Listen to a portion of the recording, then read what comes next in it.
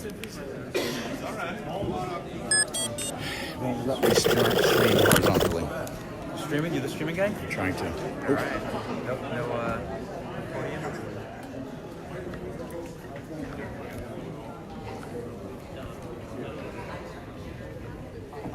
That add space and pause.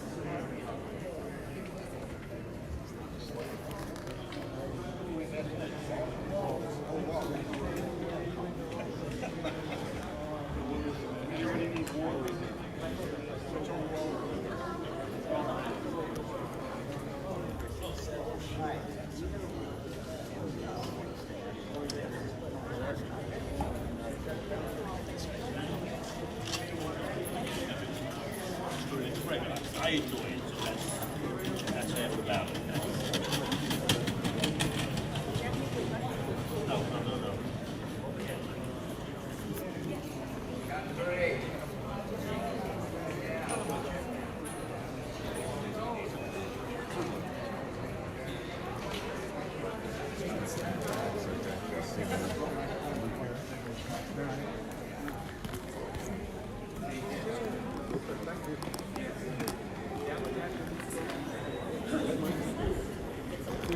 Basically, we can't have enough.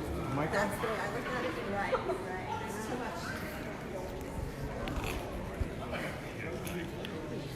Hi, sorry. Which way? The way we were.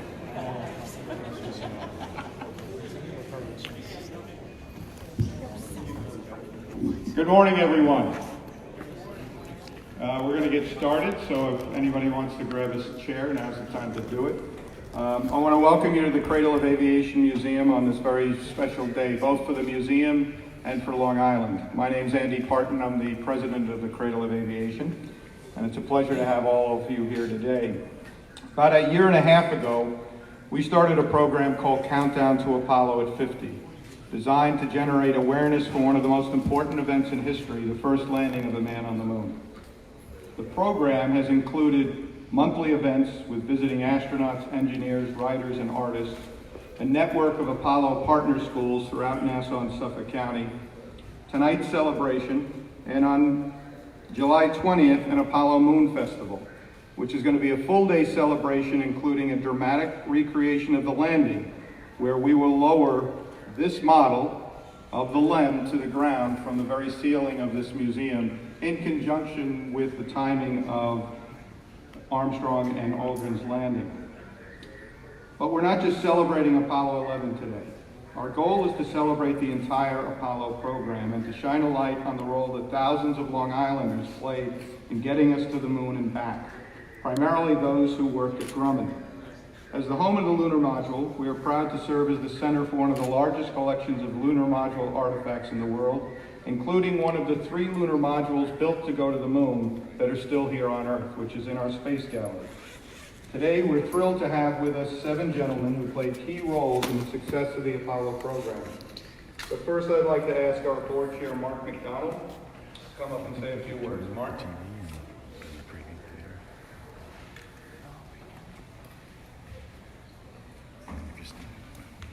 Good morning. On behalf of the Board of Trustees for the Cradle of Aviation Museum, I'd like to thank everybody for coming today, and I'd especially like to thank these gentlemen for taking the time out of their schedules and being with us to participate in this event. As someone who grew up and witnessed the Apollo program, and actually before the Apollo program, I'm always in awe on what these gentlemen have done and the accomplishments they made, and it is an honor to have them here today, and I thank them for coming.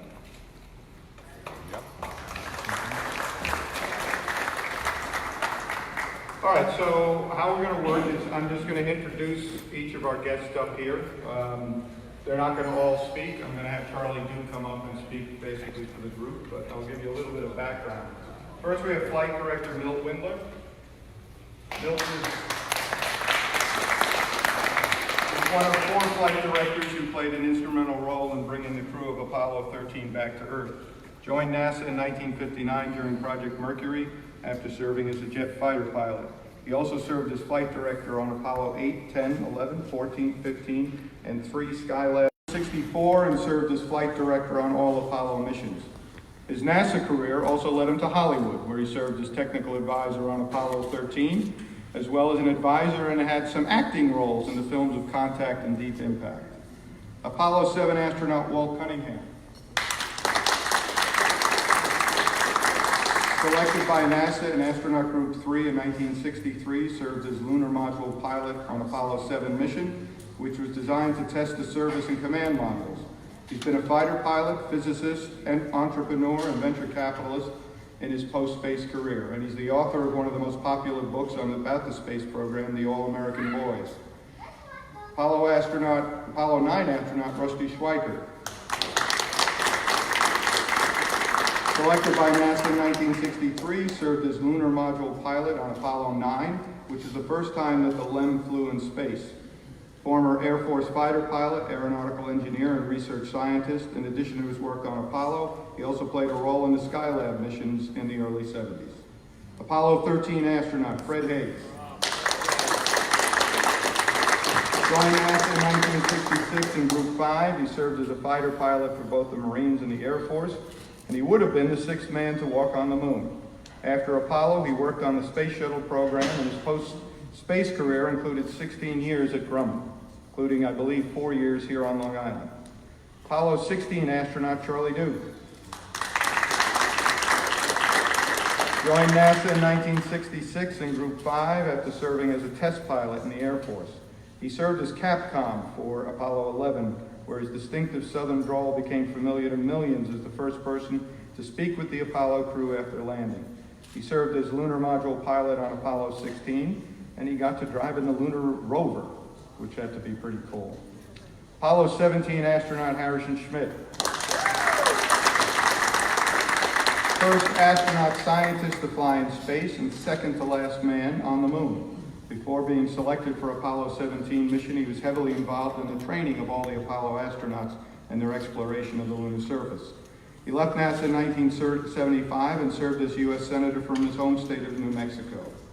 So with that, that's our crew of 7 here today. And what I'd like to do is ask Charlie Duke to come up and say a few words. Charlie? Thank you very much for the introduction. Ladies and gentlemen, it's great to be back here at the Cradle of Aviation Museum. We have been coming to Long Island in the Bethpage for many, many years as astronauts. Fred Haise actually was the guy, where's Fred? Right behind me. He's the guy that really knew Bethpage, and he was up here a lot with Ed Mitchell. I can remember coming up several times when I got put on the crew, and for backing up Fred on Apollo 13, and then flying on 16. And so it's, I was really always impressed with the esprit de corps, if you will, the work ethic,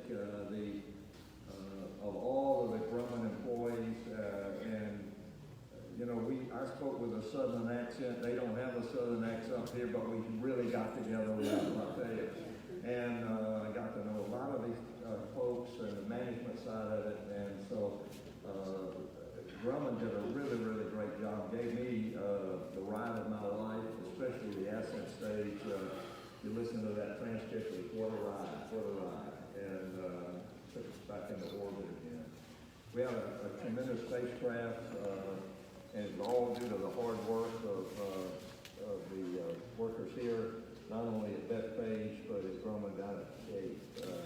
And the support we got, especially Apollo 13, using that vehicle as a lifeboat. So I could, a couple of other stories that went on from up here and down in flight and all, but just to say, thank you for coming, and I want to thank all that involved with Cradle of Aviation for inviting us back and having this opportunity to see one another, catch up with stories, and also just to celebrate this great event of 50 years till Apollo 11.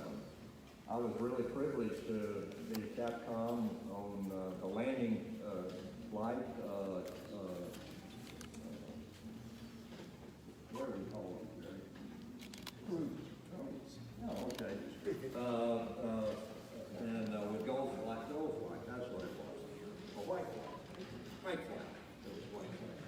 Gene Grant is the flight director.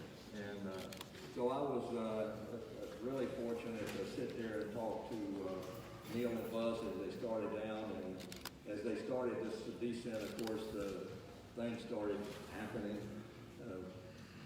We had communication problems and computer problems, and then trajectory problems, I call it, and then fuel problems and things. Mission control got got tighter and tighter and tighter and more tense. Sitting on my left was Jim Lovell, and right on his left was Fred Haise during that point. It's the backup crew, and so everybody was holding their breath, and we're going to make it, we're going to make it. And we landed with, according to the reserve, with about 17 seconds fuel remaining before we would have called an abort from mission control. But they were very close to the landing, and I'm convinced if we'd have said Eagle abort, there would have been dead silence on the other end. And say again, Houston, you didn't copy that. And he was going to land that vehicle, and he did, and we all erupted. It was really great. So thanks a lot for opportunities to recall old friends, see old friends, and old memories. Glad to be here. Thanks.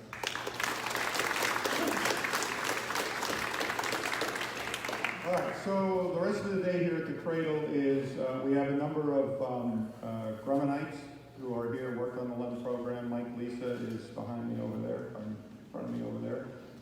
They will be available for one-on-ones as well as the astronauts and the flight directors up here. This afternoon there's a reunion of Grumman LEM workers from 1 to 4, and then we have a celebration dinner here at the museum. So we thank you all for coming. Media, see Fran, if whatever your needs might be, and we hope to see you here again. So thanks very much for coming.